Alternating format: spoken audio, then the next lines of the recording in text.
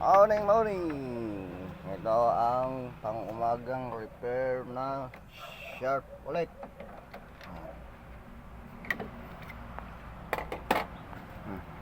LED TV for ilang inches to? 40 inches. 40 LC40SA 5500X. Yan ang model ng TV for today repair, guys. Yan. Issue, mayroon siyang standby, may sounds, no backlight.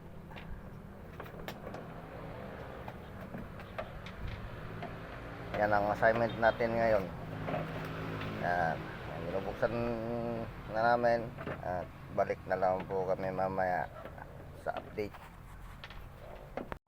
So ito guys, nabuksan na. Mayroon tayong power supply. Ito yung power supply nya, mainboard, at ito yung ginamit niyang top board. So guys, kaya unang check is backlight driver. Tanggal.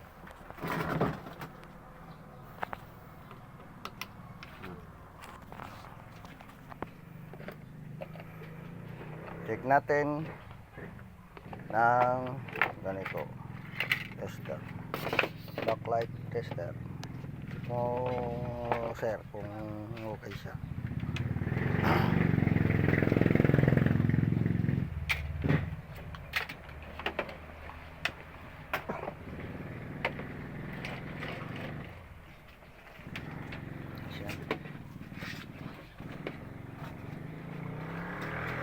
Saksak natin. Okay. So, continue guys. Ito, test na ng backlight through this backlight tester. Siya guys. Sure natin kung ilang voltahe ang required sa backlight dahil sira na po kasi yung backlight driver. 56 registered is 56.2.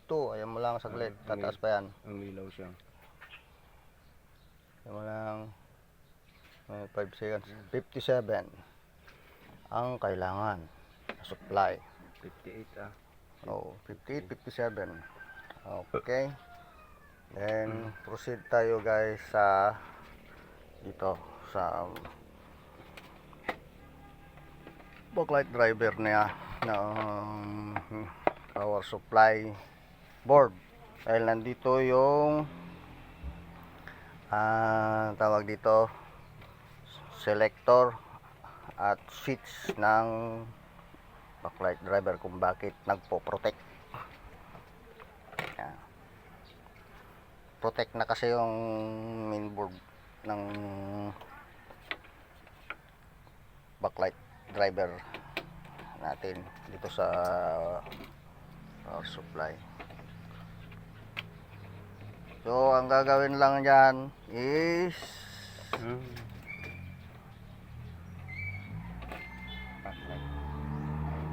prepare ng ganito. Ito lang susi dyan. Yan. Galing valve ulit. Yan. Pinagbabawal na technique. Yan.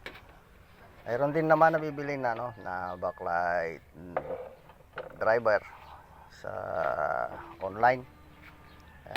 Gagawin is tatanggalin ang driver nini.